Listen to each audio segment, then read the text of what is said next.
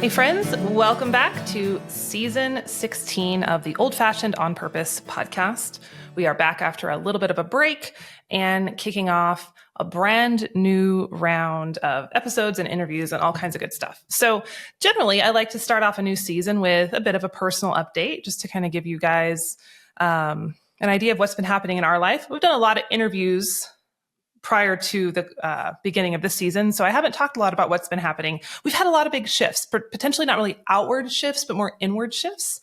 And I've been chewing on that a lot lately. So I thought I would take you along for the ride today, do some processing here for myself on the podcast. And generally those episodes tend to help some of you as well. So we'll see how this goes, but I think you'll find it interesting.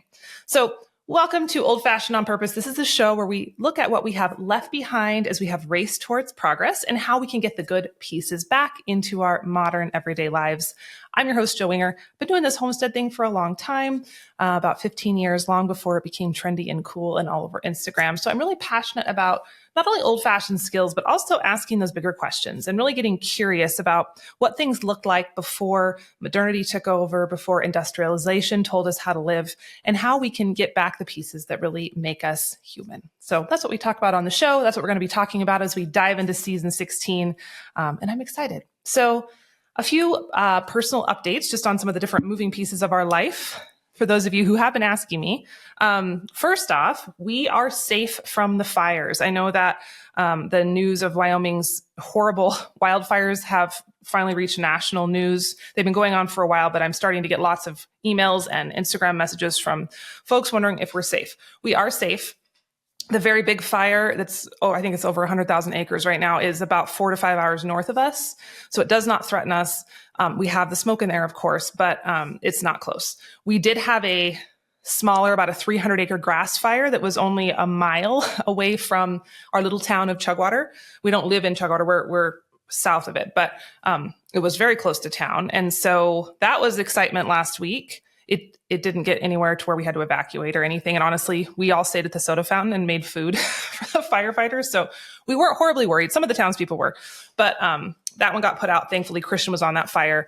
It came up right to the interstate. They had to stop the interstate, but the interstate helped stop the fire. So that one's under control, but it is dry here. It is scary dry right now. At the time of this recording, mid-October, we have still not had frost. We have not had snow. We haven't had rain, or any sort of moisture in probably upwards of 2 months.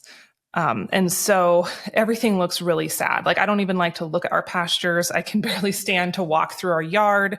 We have kind of purposely overgrazed the pastures around our homestead, which I don't like that, but we need to get rid of the fuel because the tiniest thing will set off a grass fire, like a spark from a tire or just the tiniest things. And so everyone's on very much high alert right now. So I'm hoping for a harsh winter. I'm hoping for a very cold, wet winter because we need it desperately. But thanks to everybody who has been concerned for us. We are fine at the moment, although I know a lot of ranchers up north are not. So hopefully they can get that contained soon. What's next? Okay. Genuine beef. Some of you are aware of this. If you're on the Genuine Beef mailing list, we announced about 2 or 3 weeks ago, we are going to be closing down the shipping side of Genuine Beef. We're still going to be raising cattle. We're still going to be supplying beef to some local customers, all of that. But the shipping has been a wild, wild adventure that has just not worked out like we thought. I mean, we've done it for 3 years now. With the UPS and doing the dry ice and all the fancy stuff. And it's just gotten harder and harder. Lately, UPS has been extremely unpredictable. I can't get people to come to my house to pick up the boxes like they were. So I'm like chasing UPS trucks with boxes of beef in my car or driving to town on a moment's notice. And it's just not sustainable for us. So UPS, unfortunately, is kind of a fail. If anyone out there works in UPS corporate, I would ask you, please work on your communication because I cannot ever talk to a human. I can't talk to a human in my local offices. I can't get them to call me back. It's very frustrating. So hopefully UPS can start to do better. But anyway, that's been a huge sticking point. Also, just the price of dry ice has gone up. The price of shipping has gone up. The price of everything has gone up, which makes the price of beef go up. And we've already, people are already like, oh, it's so expensive to buy beef that's shipped. And I'm like, it is. It costs more, right? It's hard to ship frozen foods across the country. And so we could raise the prices, sure. But with all of those pieces, plus just, the rest of the things we have in our life to handle, we've decided to just shut that part down. Again, we're still going to keep our cattle. We still love raising cattle, just changing it up a little bit. So we do have some roasts and some steaks left. If you go over to genuinebeefco.com, you use the code farewell35, you can grab whatever we have left in stock at 35% discount. So I know a bunch of you have done that already. There should be a little bit left by the time you hear this podcast. So if you want to stock up a little bit, get some of the last of our beef, then go grab that, genuinebeefco.com. And thank you so much to everybody who supported that for the last 3 or 4 years. We greatly appreciate it. We're so grateful for our loyal customers. Those names we see come up every single month. Thank you so much for that. All right, what other updates? My garden is still hanging on by its fingernails, which is weird because, usually it's dead and gone by now. Usually we get a frost the first or second week of September. So we're a month past that. And, honestly, I'm kind of over it. Like, I'm just kind of over it. I'm ready for it to go away, which is probably blasphemy to some of you. But I have whined about having a short growing season for so long. Now that I got a long growing season, I'm like, nah, I'm good. I don't want to actually be growing this long. So I started turning off the sprinklers yesterday, or my irrigation. I started turning that off because I'm like, we're done. Like, it doesn't matter if you get water for 2 more weeks. Like, your time is on earth is over. So, pulled onions. I have some cover crops. I'm going to get manure and grass clippings on the rest of the bed, so they're tucked under a blanket for the winter. The greenhouse is really out of control, so I'm going to have to go in there with like a machete to clear my way in to get my pumpkins and stuff out. Because, like, honestly, it got so wild in there. I just stopped venturing into the jungle. It's just the pumpkin vines went nuts. So I got to go deal with that, but I've been putting it off. So anyway, this long growing season is a whole concept. I'm just not used to it. So I hope we get some colder weather soon, honestly, just because I'm ready for fires. I'm ready for that shift. We're going to talk about that more in a minute, but yeah, it's been a weird year. It's been a weird year everywhere. And my other big, not really an update, just a reminder, be sure to get your prairie planners, your old-fashioned on-purpose planners, www.prairieplanner.com. I think we still have a few of the sticker sets left, and we have planners still in stock. So grab those. They have tabs this year. They have the better cover. I know we still have that ledger feel that everyone likes. So I'm getting really good feedback from that. So I hope you guys enjoy it. And some people like to buy planners, I found, like early fall. A lot of folks wait till end of year. So the planner starts January 1st, 2024, but you can start filling out the back sections with all of those pieces anytime, right? So grab it now, prairieplanner.com. Okay, so my theme of my update, my personal update that I just wanted to kind of share with you today is seasons, which seems to fit well since we're starting a new season. And I've just been thinking about this a lot, not only because we're late shifting into our fall season here. So I've really found myself craving that, but also for some other reasons as well, kind of in a more broad, overarching way. It was funny, the other day, someone at the soda fountain asked me what my favorite season was. And I said, well, garlic, of course. And they were like, looked at me like I was insane. And I'm like, oh, you meant like seasons, like winter, spring, summer, fall, not seasonings, which, I never stopped thinking about food. So it was an honest mistake. But anyway, after that, I'm like, well, I don't know what my favorite season is. If it's not garlic, I don't know, like, what is it? No, but I guess I don't have one. And I hear a lot of people, the favorite is summer. Everyone's always like summer, summer, summer, but I'm definitely not that girl. I have never wanted to live in a place that's temperate year round. Like, sorry, no offense, Texas, Hawaii, all those places sound like I would never want to go there. I need the change. I need the shift. I want that transition. I love the first few days of spring, but it feels good when we start to roll into the heat of summer. And I love summer and wearing tank tops and getting the sun on my skin and those long days where we can do so much. But like right now, I just explained, like, I'm really ready for the cool down. I'm ready for the shift. I'm ready to tuck into the fireplace and the cooking and get back into that routine. And then, of course, we did that for a while. And I look forward to the darkness. A lot of people hate winter.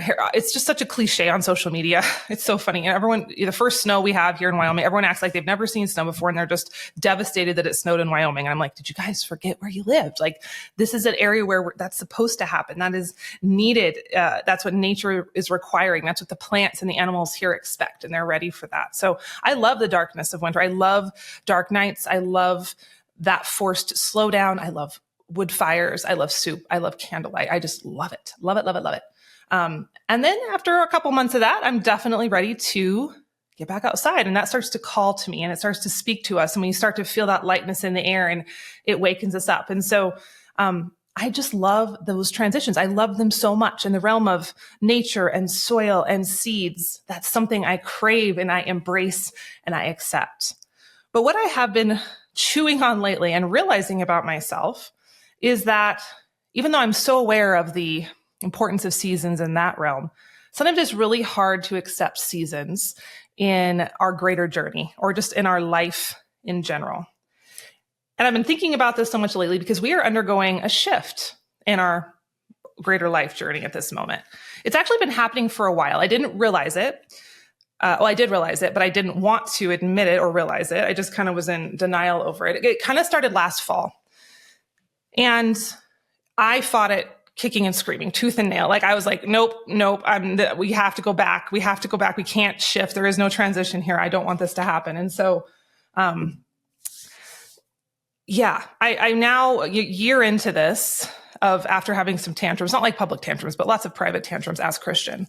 I'm finally starting to kind of accept this. And so what this shift is we're really starting to shift for the first time in like 15 years. We're starting to shift from our rhythm of quiet homestead life, content creation, us being a family of 5 on our homestead, just doing our little nuclear thing, into a different season of being a little more spread out and much, much more involved in community.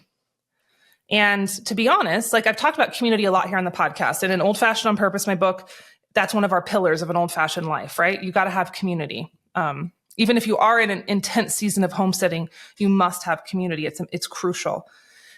And I honestly thought I was like, been there, done that. We bought the soda fountain, we flipped the soda fountain, we got it running. And I'm like, I think we're good, moving on, right? And then we started the charter school last year, which was extremely intense. And once I knew it was going to last for a while, but honestly, like, once we kind of got it up and running, I'm like, well, we're going to start to kind of fade out of that.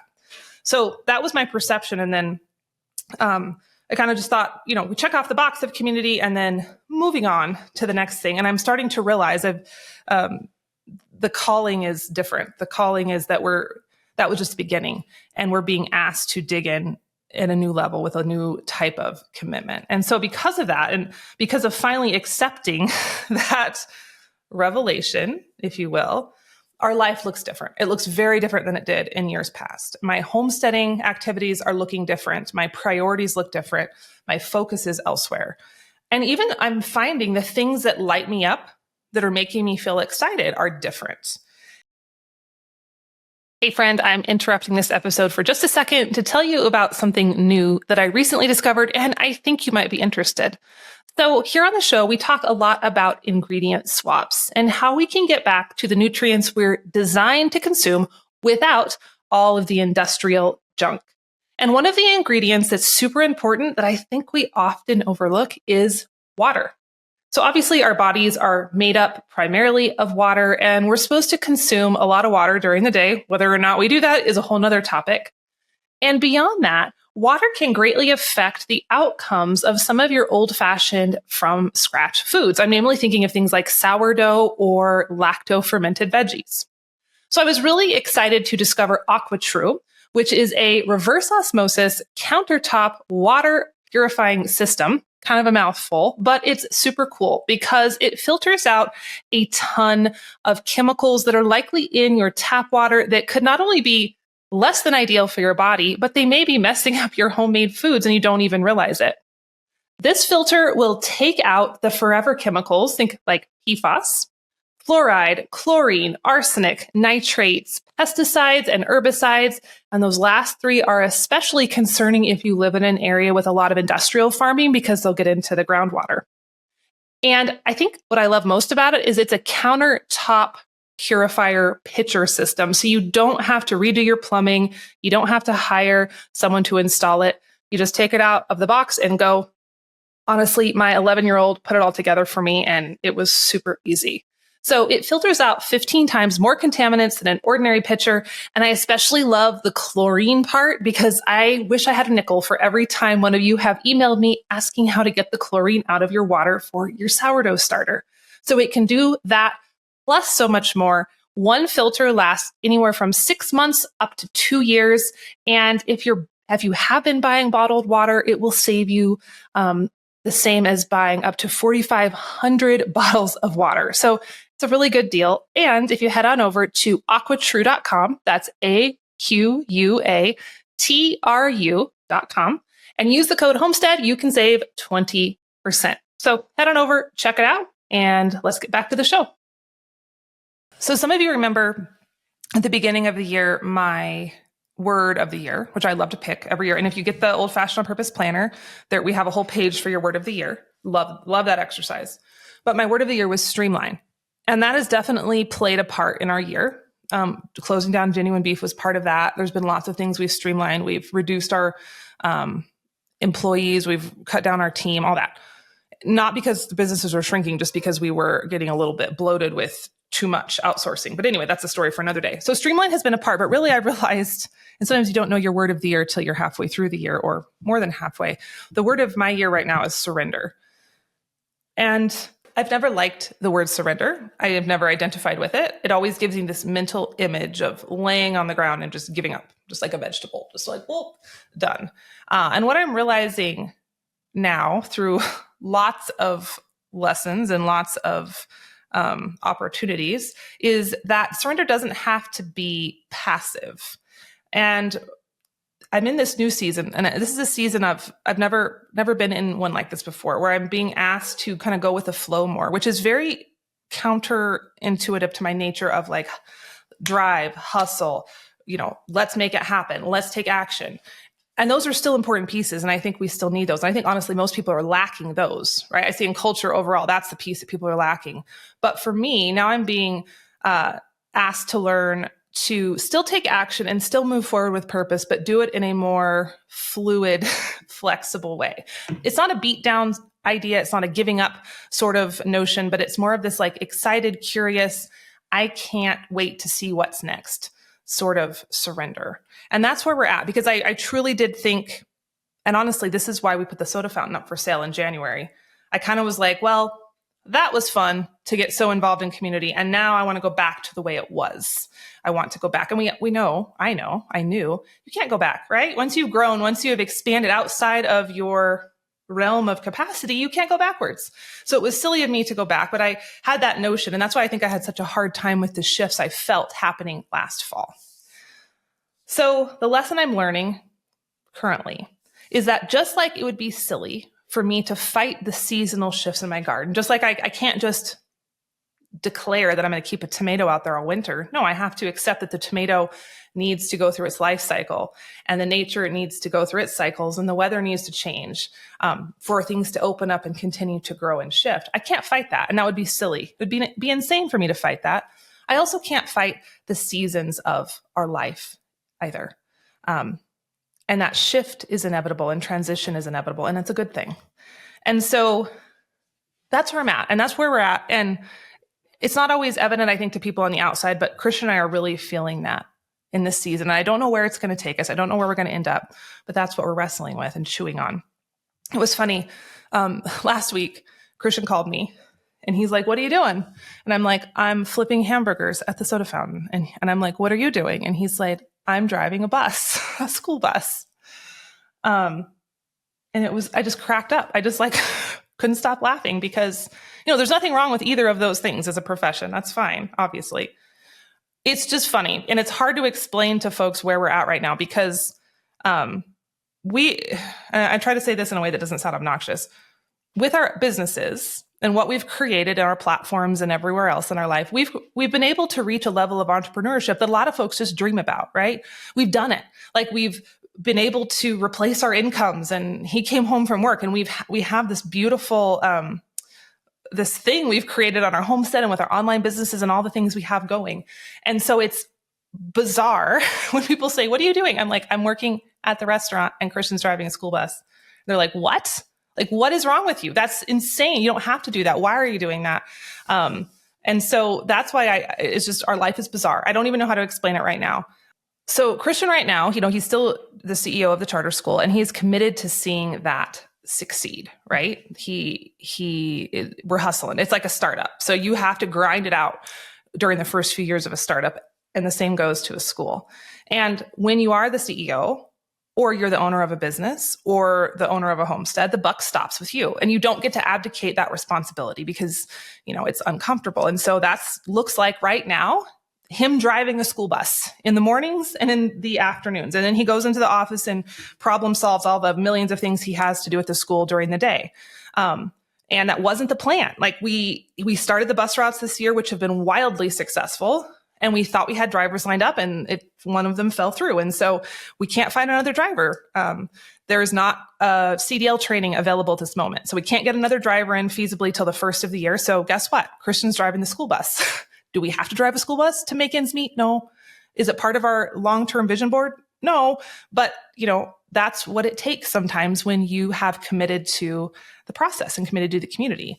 In my world, things have shifted at the soda fountain in the most incredible way. We had it on the market. We never had it with a realtor, but we had it listed for sale by owner. The first of this year, we had a lot of interest, a lot of folks inquiring about it, a lot of folks who wanted it, but didn't want to take the risk. So they were wanting us to owner finance or work deals like that. And we just didn't feel good about that. So we have decided, well, honestly, we just kind of were sitting with it. And I had a lot of panic over that. Like I was really panicky over what we were going to do with it and what that would look like. And then seemingly out of thin air, a gentleman showed up and became the new manager of the soda fountain. And he has completely taken over in the best of ways and turned it around. And he has helped the team grow. He has helped the food quality grow. And it's been absolutely fantastic. And so I have gone from the shift of like, I'm ready to tuck back in. I need to go back to what's safe and comfortable in my homestead to like, you know what? I think what was happening with the soda fountain for the first 3 years was just phase one. Now we get to move on to phase two. So I'm there more than I have been in a very long time. But it feels good and it doesn't feel like drudgery. It's exciting. I look forward to going there every day. And we're launching a steak night at the end of this month. And we're going to start shipping our products, some t-shirts and hats and things. And we've started working on custom syrup formulations. And it feels good and it's exciting. But it also means that I am at the restaurant more and home less. And Christian is at the school more and home less. And our kids are thriving in the charter school, but we're not all at the homestead, gathering eggs and planting vegetables like we were. And I think that's why I was really struggling last year, because I had this idea that was our identity and that's the way it had to be. And so, that surrender is me going, okay, I did everything I could to try to get it back to what I thought it should be, but God or the universe or however you want to phrase it, said, no, this is what I need you to do. And so I think it's this weird juxtaposition of taking massive intentional action, but also allowing your feet, as your feet are moving, allow your feet to be directed in the place that you need, that they're supposed to go. And so, it's wild right now. It's crazy. Our calendar is full. Sometimes we feel like ships passing in the night. And I've come to terms with the fact that the era of the kids playing at my feet while I work on the computer and have soup on the stove, that era is over. It's coming to a close, or it is already closed. And I grieved it for a while. I think as mothers do, because that's just part of the bittersweet nature of having children. You want them to grow, but you don't want them to grow, because it's sad. But, just like I can't keep my tomato seedlings in the little pots when they're cute and small under my grow lights. If I try to do that, they become root bound and then they die. I can't do that with my kids either. And so it's been this process of letting go while still being there and still homesteading, but also being so involved elsewhere. And it's hard, and somehow in an inexplicable way, it feels holy too. And I don't use that word lightly. If you know my church background, I don't use that word flippantly. But there's something magical happening right now in Chugwater, at the soda fountain, at the school, and it's hard and it's messy, and my house is a disaster. And we're eating, not these fabulous, fancy home cooked meals. I'm really leaning on like meal craft frameworks and things like that right now to feed my people. But it just feels right within the surrender, and within that shift, it just feels right. And it's not a sense of settling at all. We're still growing and creating and building and stretching, but it's just different. It's more mysterious. It's less individualistic. And I'm learning how to focus on just what's in front of me instead of feeling like I have to cast a grand vision. And again, that's a paradox for me because I still believe in casting big visions and dreaming big and thinking big. And you've heard Christian and I talk about that so much over the years. Dream big, dream big. But I also think we're also asked sometimes to do the opposite of look at what's in front of you and trust the process. And, I think the homestead teaches us that. It teaches us that we get to flow with nature. If we have a weird weather year, we can't just plant at the same time. We have to listen to the weather and what is the climate's doing. The homestead asks us to adjust to fit the situation, which is a lesson that applies to so many areas in life. And it asks us to dig in, to just dig into where we are and to quit looking over the fence and just to focus on what's in front of us. And so I learned that first from the homestead. And now that lesson is going to carry me forward into this wild and mysterious unknown that is more rich with community and relationships than honestly I've ever had at any other point in my life. And I think that's the beauty of these seasons, right? We get to experience them and they shape us and they mold us. And then when the pages turn from winter to spring, from summer to fall, from little children to bigger children, from home focus to community focus, the lessons carry us forward all the same. So that's where we're at. I don't have a pretty bow to end this with, other than I hope if you're in a season of transition yourself, that it was encouraging to you that, I'm there as well. I don't have it all figured out.